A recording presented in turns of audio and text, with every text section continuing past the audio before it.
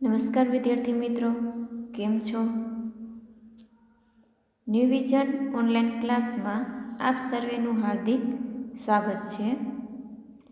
ધોરણ 7 વિષય હિન્દી,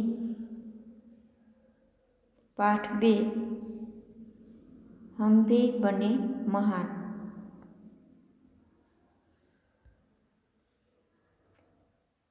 તો તેમાં સૌપ્રથમ આપણે વિષય પ્રવેશ એટલે કે પાઠનો પરિચય મેળવીએ.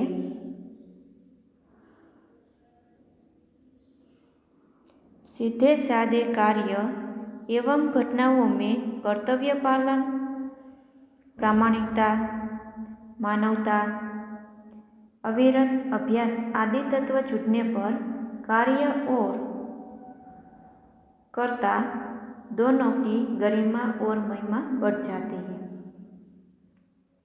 प्रस्तुत इकाई में स्वामी विवेकानंद, गोपाल कृष्ण गोखले, सचिन तेंदुलकर और हजरत अली के जीवन से जुड़े कुछ प्रसंग दिए गए हैं, जिनमें उनकी महानता के कुछ बुनियादी गुण दृष्टव्य होते हैं. यही गुण हमारे जीवन के लिए प्रेरणादायी से. ऐसे गुणों को अपनाकर हम भी महान बन सकते हैं.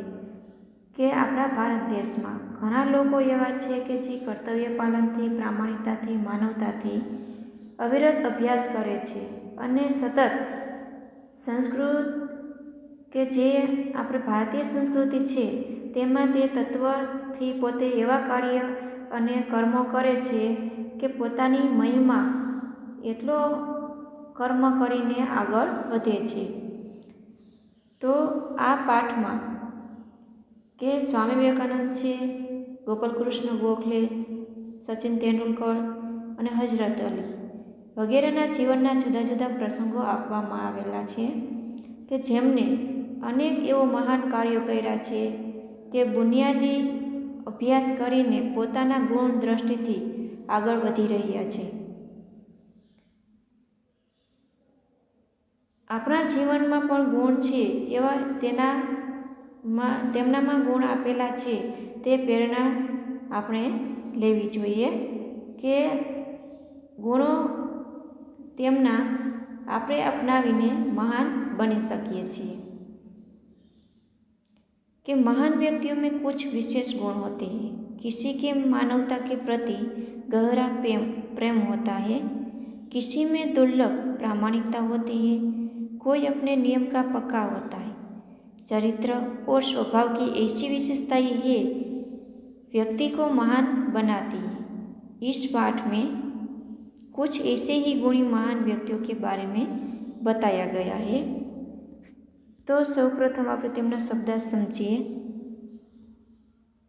नुकसान, हानि, ख्याल, विचार, स्वयं सेवक, अपने आप सेवा करने वाले,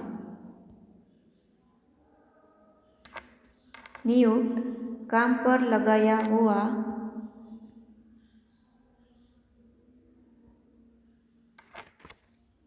कर्तव्य भार, उचित काम की जिम्मेदारी, प्रयास એટલે કે પ્રયત્ન, सदस्य तो सभासद, भेदभाव व्यवहार में अंतर,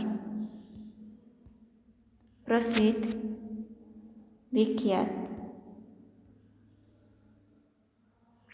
अल्पाहार नाश्ता, रहस्य गुप्त भेद, खजाना धन भंडार, जांच परीक्षण, हरामखोर हराम का माल खाने वाला, अमीर धनवान, परखा पूर्वज.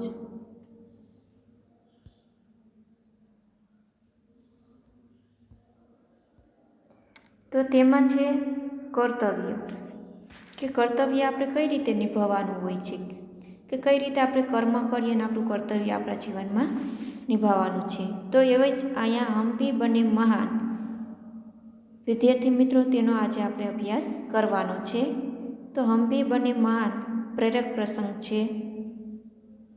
તો કર્તવ્ય એટલે કે તેમના શબ્દ જોઈએ કે ચૌની એટલે કે 4 આને કા સિક્કા, બેખબર તો અનજાન, દોરાન તો બીચ અથવા ઘટના કે સમય, ચાવ તો પ્રેમ અથવા લગન, માનવતા ઇન્સાનિયત, ખ્યાલ વિચાર, પ્રસિદ્ધ વિખ્યાત અથવા મશહૂર.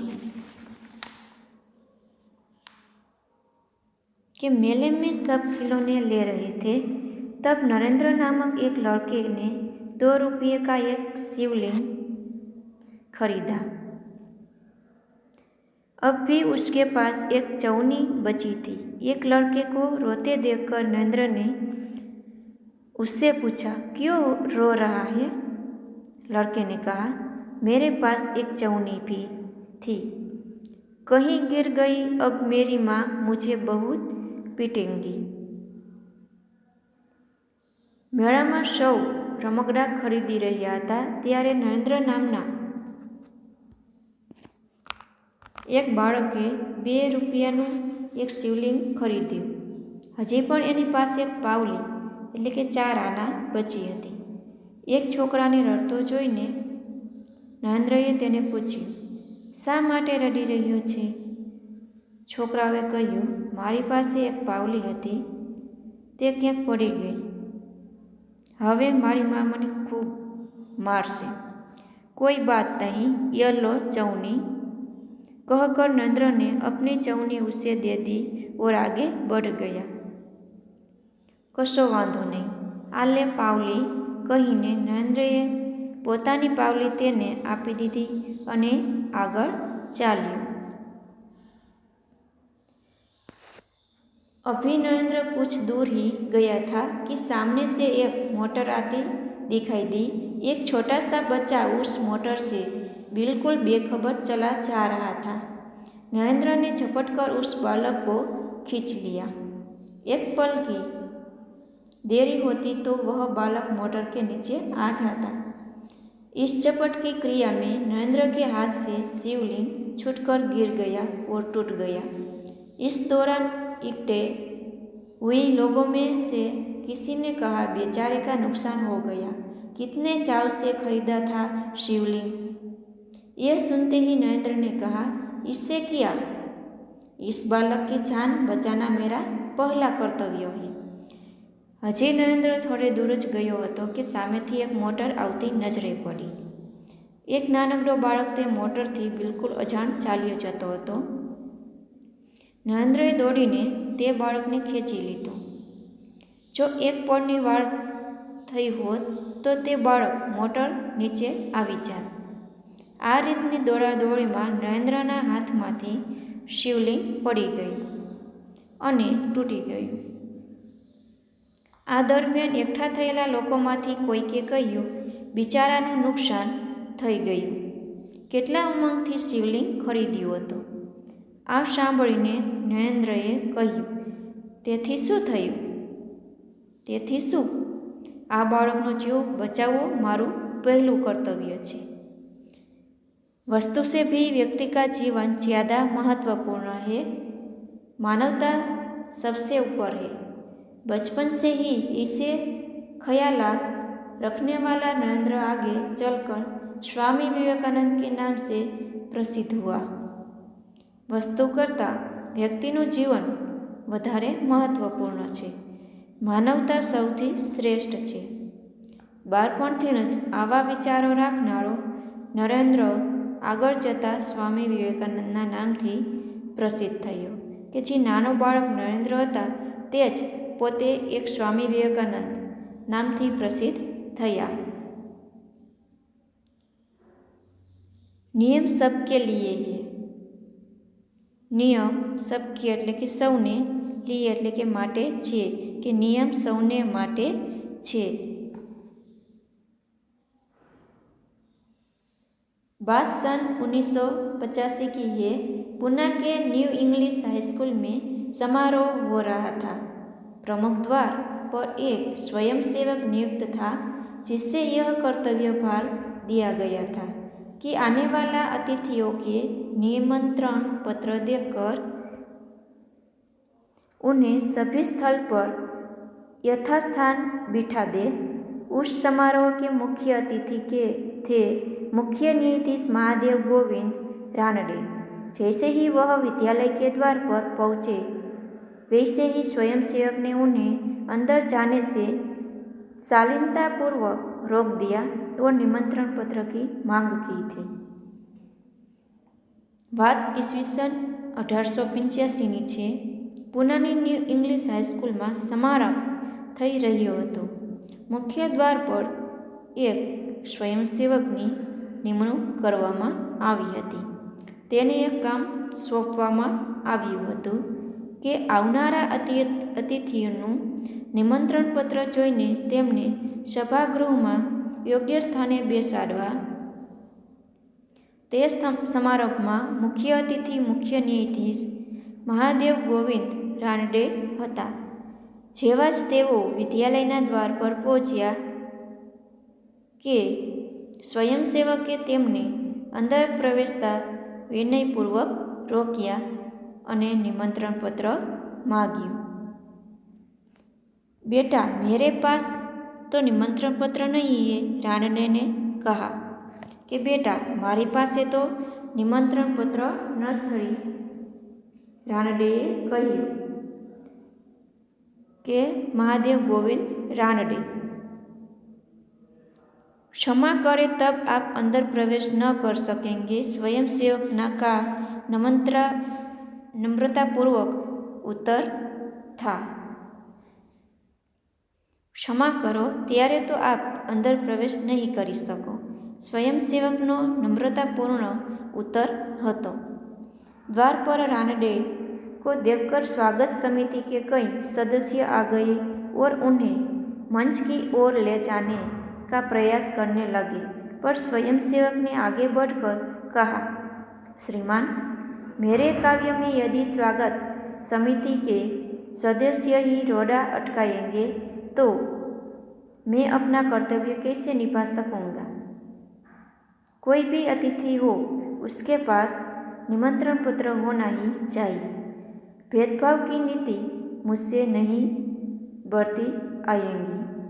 કે દ્વાર પર રાનડેને જોઈને સ્વાગત સમિતિના કેટલાક સદસ્યો આવી ગયા અને તેમને મંચ તરફ લઈ જવાનો પ્રયાસ કરવા લાગ્યા, પરંતુ સ્વયંસેવકે આગળ આવીને કહ્યું, શ્રીમાન, મારા કામમાં જો સ્વાગત સમિતિના સદસ્યો જો વિઘ્ન નાખશે તો પછી હું પોતાનું કર્તવ્ય કેવી રીતે કરી શકીશ।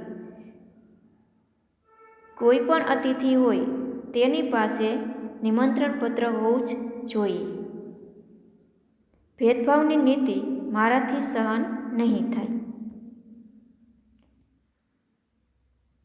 यह स्वयंसेवक आगे चलकर गोपाल कृष्ण गोखले के नाम से प्रसिद्ध हुआ और देश की बड़ी सेवा की।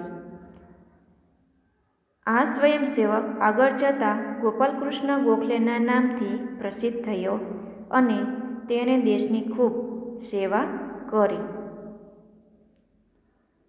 सफलता का रहस्य। सफलताનું रहस्य। अंडर 14 क्रिकेट टीम के कप्तान के रूप में एक लड़का अपनी टीम के साथ क्रिकेट मैच खेलने के लिए अहमदाबाद में आया था। उसकी टीम 5 स्टार होटल में ठहरी थी। सुबह उठते ही पूरी टीम कोच मैनेजर के साथ अल्पाहार के लिए तैयार थी। अल्पाहार એટલે કે नाश्ता।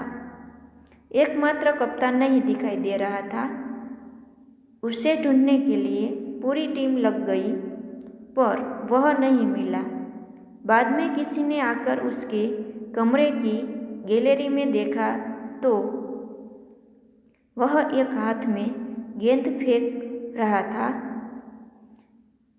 और ज्यों की ही गेंद दीवार से टकराकर वापस आती थी तो दूसरे हाथ से बल्ले से गेंद को खेल रहा था। साथी खिलाड़ी टीम में शामिल होने पर ही संतुष्ट थे। लेकिन वह कप्तान होकर भी सारी रात अपने आप अभ्यास करता रहा। उसका अभ्यास एवं क्रिकेट के प्रति लगाव देखकर कोच, मैनेजर और सभी साथी खिलाड़ी दंग रह गई। अंडर 14 14 વર્ષની નીચેની ક્રિકેટ ટીમના કપ્તાન તરીકે એક છોકરો પોતાની ટીમની સાથે ક્રિકેટ મેચ રમવા માટે અમદાવાદ આવ્યો હતો. તેની ટીમ પંચતારક હોટલમાં ઉતરી હતી.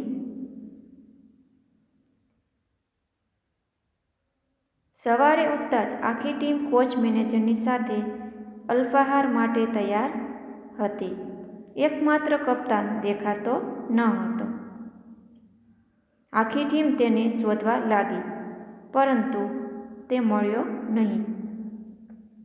પછી કોઈએ જઈને તેની રૂમની ગેલેરીમાં જોયું તો તે એક હાથે દડો ફેંકી રહ્યો હતો અને જેવો દડો દિવાલથી ટકરાઈને પાછો આવતો ત્યારે બીજે હાથે બેટથી દડા સાથે રમી રહ્યો હતો.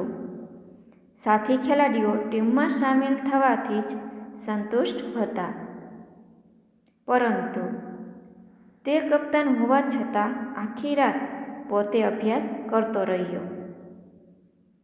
તેનો અભ્યાસ અને ક્રિકેટ પ્રત્યે તેની રુચિ જોઈને કોચ, મેનેજર અને બધા ખેલાડીઓ દંગ થઈ ગયા. आगे चलकर इसी लड़के ने क्रिकेट जगत में अद्वितीय सफलता प्राप्त की. कई विश्व रिकॉर्ड उसके कदम चूमने लगे. किसी ने उसकी सफलता का रहस्य पूछा तो बड़ी विनम्रता से उत्तर दिया कि मैं हर मैच 3 बार खेलता हूँ. पहले अभ्यास के रूप में, दूसरी बार सचमुच मैदान में, तथापि मैच के बाद मूल्यांकन व सुधार आवश्यकता के रूप में. આગળ જઈને આ છોકરાએ ક્રિકેટ જગતમાં અદ્વિતીય સફળતા પ્રાપ્ત કરી. કેટલોય વિશ્વ રેકોર્ડ તેના ચરણ ચૂમવા લાગ્યા. કોઈએ તેની સફળતાનું રહસ્ય પૂછ્યું તો ખૂબ વિનમ્રતાથી તેને જવાબ આપ્યો કે હું દરેક મેચ 3 વખત રમું છું.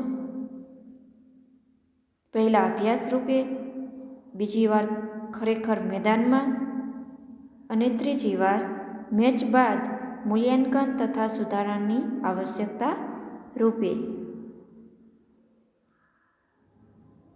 यह लड़का कोई और नहीं, क्रिकेट की दुनिया में सफलता के नित नए कीर्तिमान स्थापित करने वाला हमारा सचिन रमेश तेंदुलकर है. कि आ छोकरो कोई बीजो नहीं परंतु क्रिकेटनी दुनियामां सफलताना नित्य नवा शिखर सर करनारा आपणा सचिन रमेश तेंदुलकर छे.